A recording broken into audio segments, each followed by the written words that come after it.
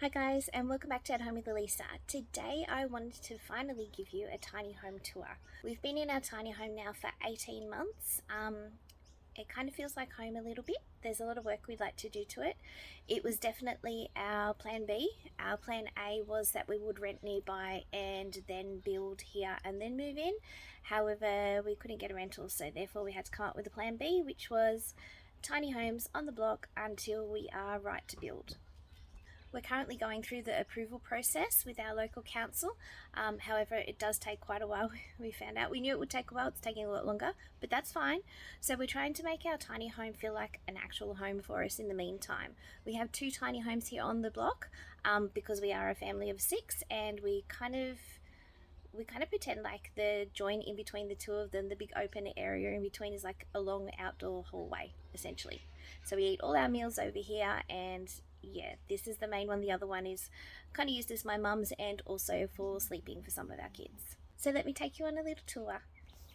So it's a little bit hard because it's in the morning now and the sun's up, but this is our little tiny home. It's 36 square meters at the back here, and we added on a large deck which is 36 square meters as well. Please excuse the kookaburras if you can hear them in the background. They're chasing a goanna away by the sound of that. But there is a hedge of morea that we planted here. We did have another, that's a silver sheen. We did have it replicated, and then the moreas all the way around here. However, with our flooding that we have had at this property, all the ones on this side have died. So we will need to replace those, and we haven't enclosed underneath the deck as yet, just because we know we had a bushfire rating report done and they're coming back to us with some things and basically some information. I think we have to put some metal sheeting from the deck down to the ground, so we sort of were holding off on doing anything until we knew what we had to do. So this is the only entry and only exit for us. There is a dog door, however this is the only entry and exit up onto our deck. We have beautiful black butt flooring, however it is definitely showing that it needs another coat of oil. So just a tour of our deck. Obviously this is used as mainly our dining and an outdoor living. Here where we live, we basically have about a 2-month period where it's too hot or it's too cold. So therefore we do a lot of living out here. And this is our outdoor lounge room area here. And over here we have our outdoor kitchen. So these tiny homes actually don't have a proper functioning kitchen. That's what makes them, they're technically classed as a caravan. However, obviously you can use them as tiny homes and fit them out with a kitchen. We weren't sure if we were keeping this one originally. However, we have decided to keep this now. In the future it will be a guest accommodation and also a media room. Just we were not sure on the plans for our house, the layout and floor plan for our actual dream home. So now we know that we will be keeping this one, and it will be a guest bedroom and also a media room. So just over here we obviously have all our baking and cooking facilities underneath here. We have our kitchen appliances in this side of the cupboard. On the other side of the cupboard we have our saucepans. Essentially we have the top drawers for cleaning and spices. So this is a little kitchenette area here. And we have just recently added another cabinet over this side. We will put a bench top on to match the other one. However, we were having trouble with some of the power flicking out because we had 2 air fryers going because we're such a large family. We air fry a lot of our food. So this sort of cabinet, it is pretty much empty. We don't really have too much in there at the moment, but it's fantastic for our coffee machine and our other air fryer. This section over here is purely function and definitely not beautiful, but obviously you need to keep having a long hallway. We need to keep lots of umbrellas. The rooms are too small to have shoes stored in them and dirty clothes, so we just work with what we've got. And then this is our lovely dining area. We eat here over night time together. During the winter months we definitely don't because it is freezing out here. We did actually go ahead and put in these bistro blinds. The bistro blinds do keep a lot of the rain and a lot of the cold wind out. We get really cold winds up here, so they do work fantastic for that. And we currently still have the ceiling exposed. The reason being, again, is just waiting on that bushfire report information to come back to find out what we should line it with. But the cafe lights are lovely, and it really is so beautiful out here over night time and over daytime. So this area here is obviously our outdoor living area, and it is a perfect spot to have a lovely nap on a Sunday afternoon, or if you're a dog, to have a nap at any time.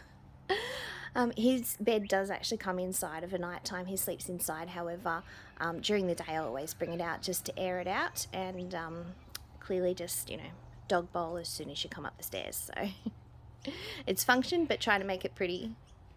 And this is the view that we have from our balcony. So obviously we have a lovely fire pit, down to viewing the chickens and the garden, which isn't finished, but it's a work in progress. Down here of a night time, just where you can see that tree fork just there, quite often we have wallabies of a night time feeding just on the grass there, which is absolutely beautiful. In the distance there we have a playground for our kids, and also we have a pool. We've actually had this empty for a little while. Reason being is that it overflowed when we had all that flooding, and we basically just need to drain it out, level it out a little bit more, and then refill it. So that's something that we're hoping to do over the next couple of weeks, because the weather is warming up and it's looking absolutely beautiful out here. It's a beautiful day today. Beautiful spring day. So that's the outside of our tiny home. Now let's have a look at the inside. So as you come through the front door, we just have a fly screen there. That will need to be replaced. Again, we were waiting on the outcome of that bushfire report, so we know what we need to do now, or shortly we will. But this is our tiny home. So this is the lounge that we had at our old house. It's so comfortable. We really wanted to make sure that we made it fit, because we can all sit there and it's quite comfy. We did have the floors are disgusting, but we did have a lovely rug here in the lounge room. However, with all that flooding that we had about an inch of water on all the floors. We actually ended up losing the rug. It molded out. We lost so many things. It wasn't funny with all that flooding that we had. But this is our tiny home. We did install air conditioning, and we do have plans to actually paint it. Again, now that we know that we will be keeping it, we have plans to paint the walls and also frame out the windows. I hate that silver, you see that silver bit around the windows there? I absolutely hate it. So just to get rid of the paint, we'll get rid of some of the glare, and we'll get rid of that silver as well. But yes, this is our lounge room area. Again, we have no blinds there. The reason being is that we're just out in the middle of the bush, and basically anyone that's going to see us is just a wallaby. And this is what I'd call our office area. So we have our own business and I work from home, so majority of my day is actually spent in that chair there working. And in that white cabinet we actually just have all of our equipment for our business, so basically some papers that I need. And just out there you'll see our neighbours are starting to build. For quite a while there was actually no action next door, and they would just come up maybe on the weekend or something like that. But we are looking at installing blinds just on that window, because it shows directly to their property, and also on one directly behind our bed. And this is our little TV area. We basically use that cane cabinet there is used for Tupperware, linen, some stuff for our dog. It basically, really every cubby has something in it, which is fantastic. It's just handy. It's definitely a different way of thinking about what you need to use and what you don't need to use. We've definitely done a lot of assessing on that.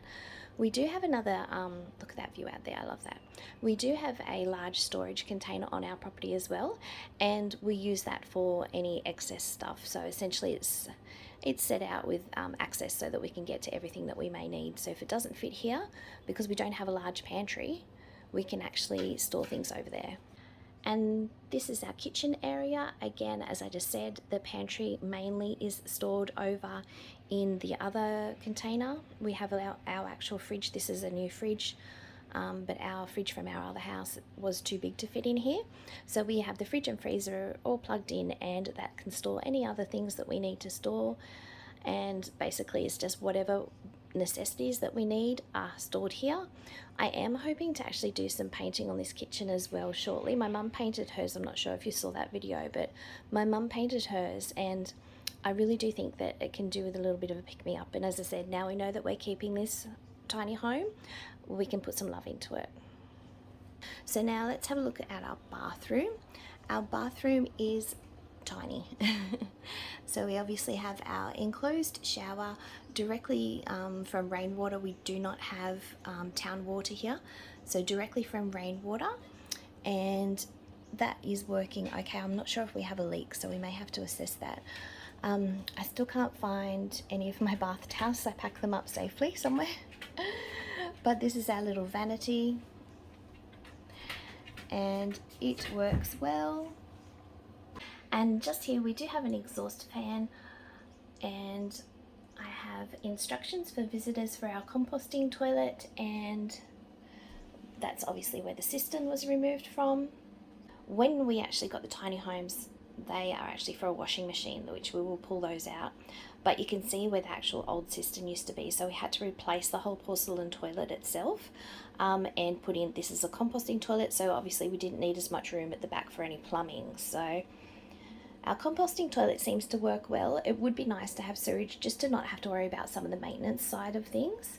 I think that might be something that we'll be doing in the next year or so, but I just have instructions there for anyone who isn't familiar with a composting toilet, and it just makes life a little bit easier.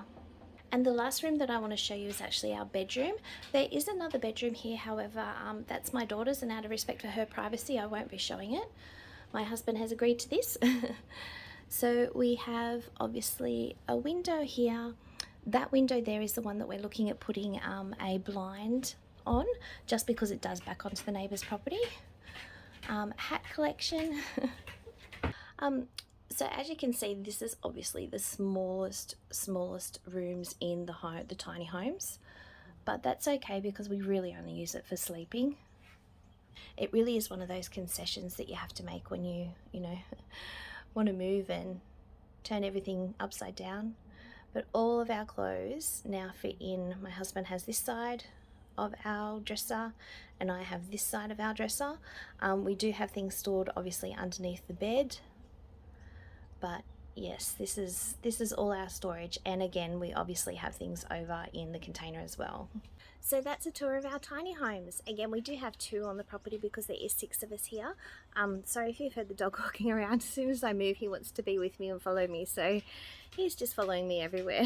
If you do have any questions about a composting toilet or tiny home living or even minimalism at all, please write it in the comments and I'll be sure to answer it, or even where we store things as well. I know a lot of people, especially friends and family, are like, where have you got all your things?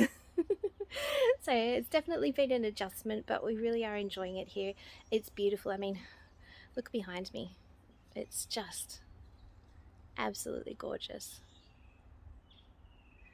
We always said when we decided to move, we always said that the first 2 years are probably going to be the hardest, because we were essentially establishing, it was just raw land, and we were establishing homes, which meant power, which meant reliable power, which meant water, collecting water, and basically building everything from the ground up. There was nothing here when we moved in except for gum trees and grass. So it's been a journey. It's been a fun journey. It's been a challenging journey. Oh my goodness, all that flooding. We had months and months of rain. We actually had, I think we're at 2.3 meters. So I'm 167 centimeters, and we've had 2.3 meters of rain this year. So that's why we had so much flooding. But we've come out the other side of it. I think the land is starting to dry out a bit now, which is absolutely fantastic, because it means you don't have to wear your gumboots 24/7. But we're loving it here. So thank you so much for joining me today. If you do have any questions, again, please let me know. And thanks so much for watching. Bye.